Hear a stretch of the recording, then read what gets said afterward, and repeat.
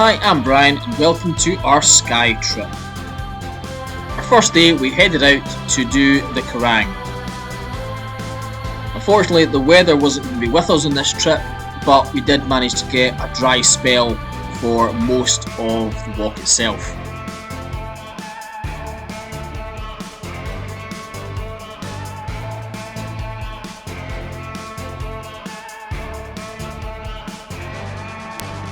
The track varies from nice simple dirt track to a bit more complicated parts of it. There's a little tricky section just coming up in the video, however you get a better view at the end of the video as we're coming back on it. It's a little waterfall and some slippery rocks, but you're better off waiting to the end of the video to see what it's like on the reverse. There's various different routes you can go to make it a lot longer or shorter depending on how you feel. We are going to go all the way up to what's called the table, so you'll get quite a good view of that from Cody's GoPro camera. There's quite a few tricky sections, so if you are planning to do it, please stick around so you can see that section of the video. There is also some wild sheep scattered around the hillside at the start.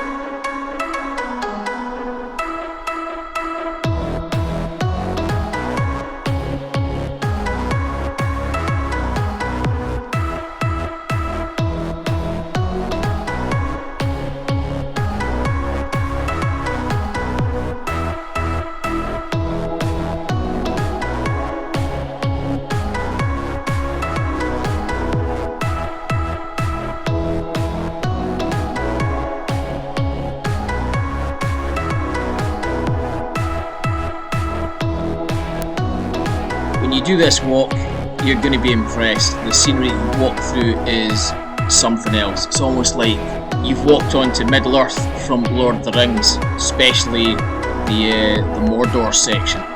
The rocks are very craggy and angry looking, especially if you get dark, gloomy weather. Lots of cliff faces and rock faces all over the place. The area is full of lots of big angry rocks jerking out the ground, making the whole walk very foreboding. But that adds to the character of the Quiraing itself.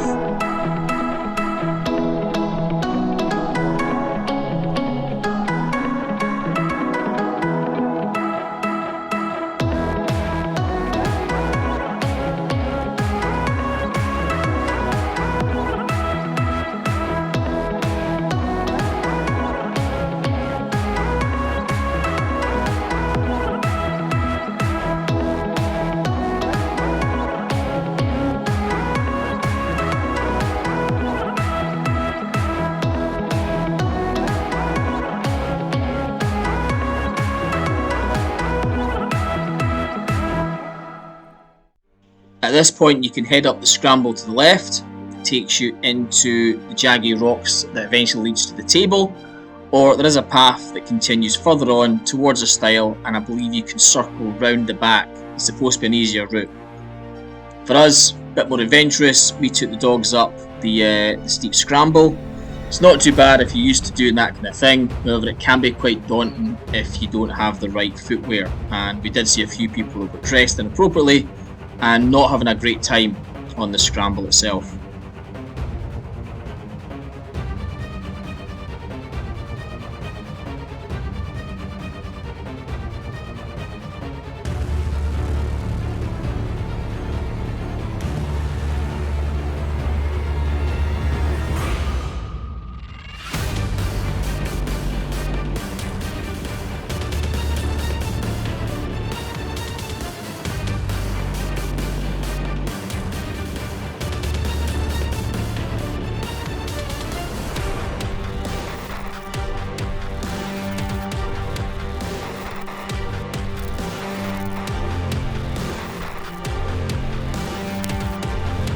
Once you get further up into Mordor, for better words, you'll kind of plateau out a little bit with a lot of the jaggy rocks and rock faces looming above you.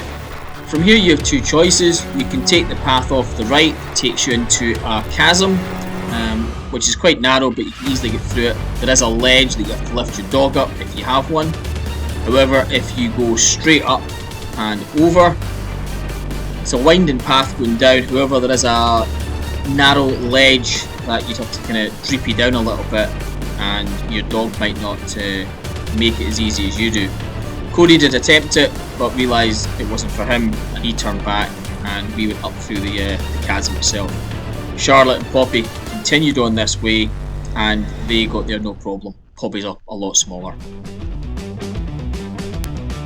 This is Cody now at the ledge. He's really good at knowing what he can and can't do, so once he realised he couldn't get down, he simply just turns back and heads back to me.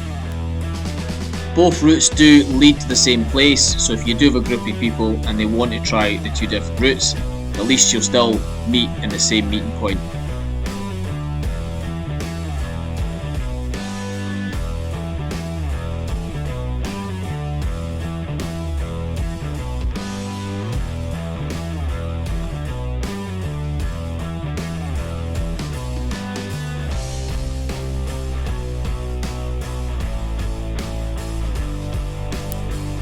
This is me and Cody now heading into the chasm. As you can see, a little bit narrow. There's not any major problems until you get to the end. There is a kind of ledge that you have to lift your dog up. Cody's quite big, so thankfully I've got a really good harness for him, which I can use to get a grip of him and actually lift him up. It's a double-handed harness, so it makes life so much easier for when I'm faced with obstacles like this. If you had a harness with a single handle and you had a dog the size and weight of Cody, you'd more than likely struggle at this section of it. But thanks to Cody's one Tigris tactical harness, I had no major issues getting him up and over this obstacle, as you can see here.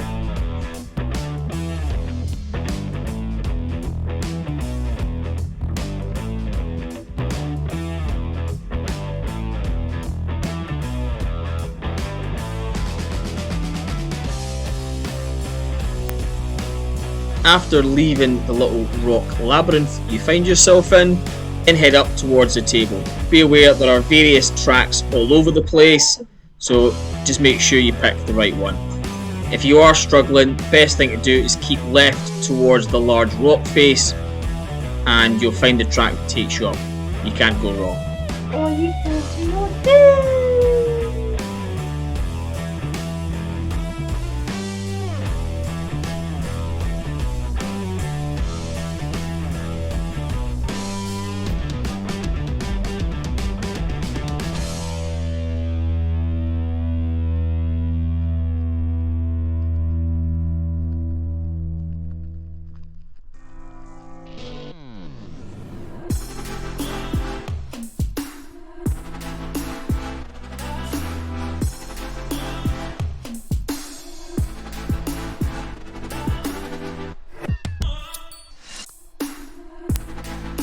And here we are on the table. It's a really nice spot if you want to come up here, have a picnic, have your lunch.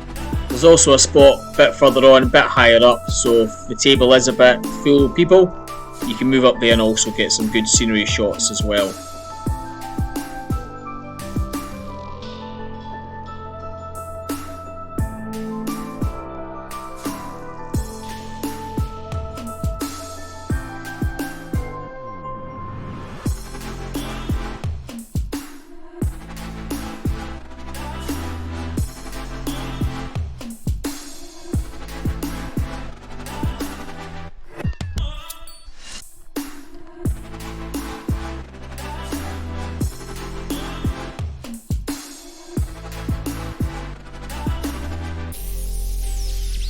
That's Charlotte and the dogs heading up to it now, so you get to see what it's like.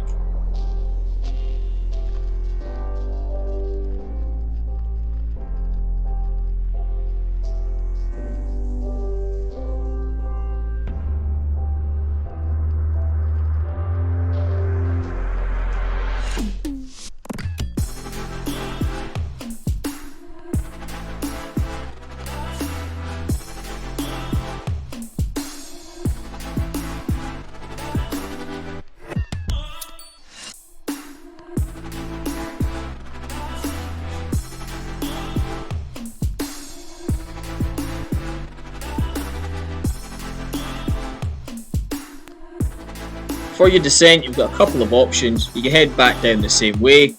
There is also a chasm path that you're seeing now coming off the table.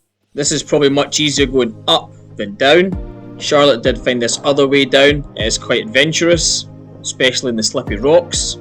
Out of the four of us, I seem to have the hardest time getting down, as you'll see later on in the video. From Corey's point of view, looking up at me, I did feel I was going to. What am I doing? But luckily, I got down safely enough.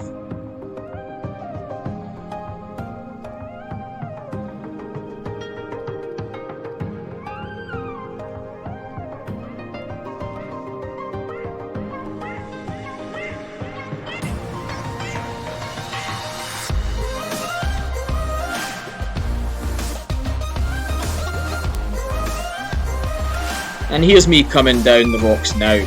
Corey's obviously watching on, wondering what the hell's taking me so long. Poppy even comes up and redoes the little ledge again, just to rub salt in the wound for me taking so long to get down.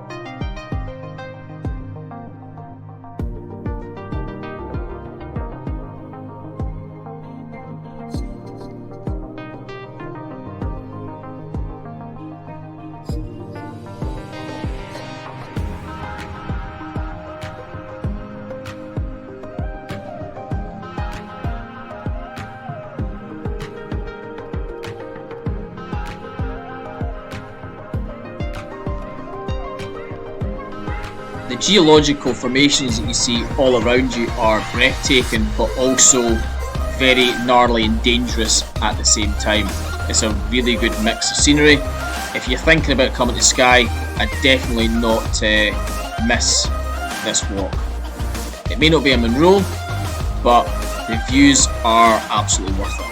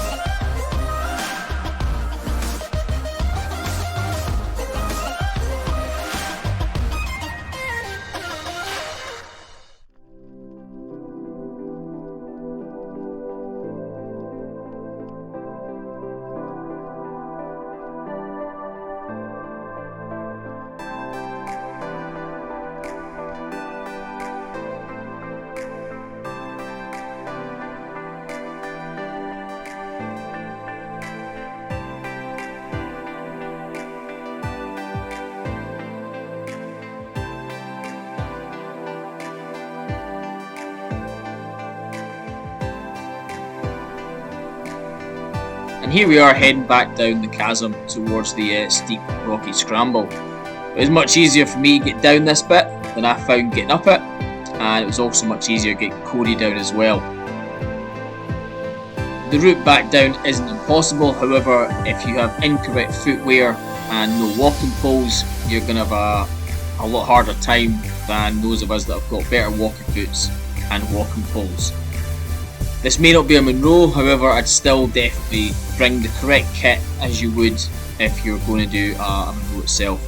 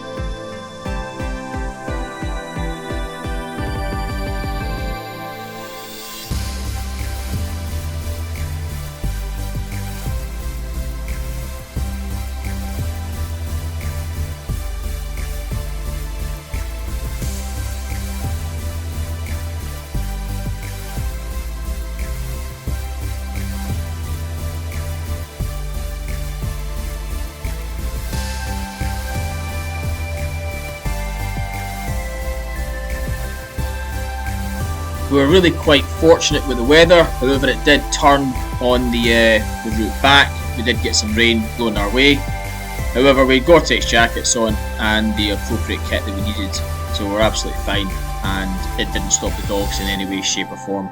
This is a really nice day out. I wish we'd actually had more time to spend up there, but I'm definitely going to revisit it on another trip to Skye.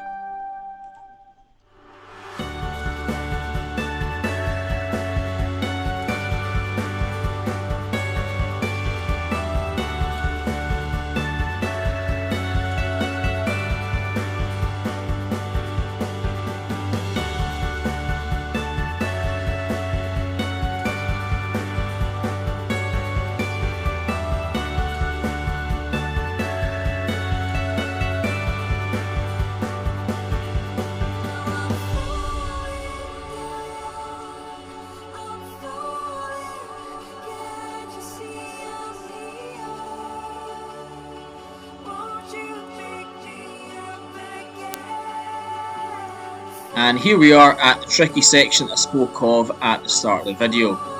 As you see, it's quite slippy rock, quite smooth at points, so there's not a lot of grip you can get. Just take your time and you'll get past it.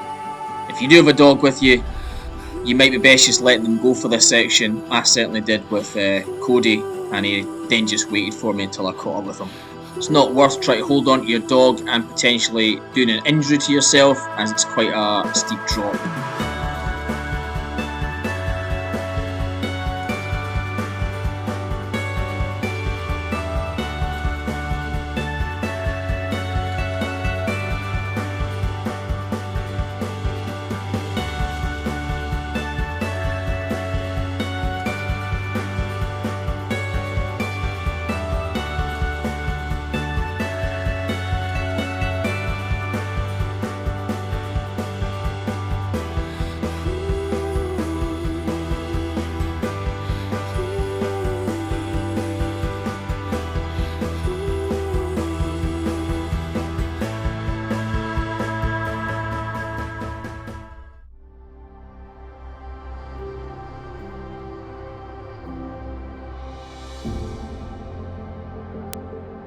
I'd like to thank you for watching this video.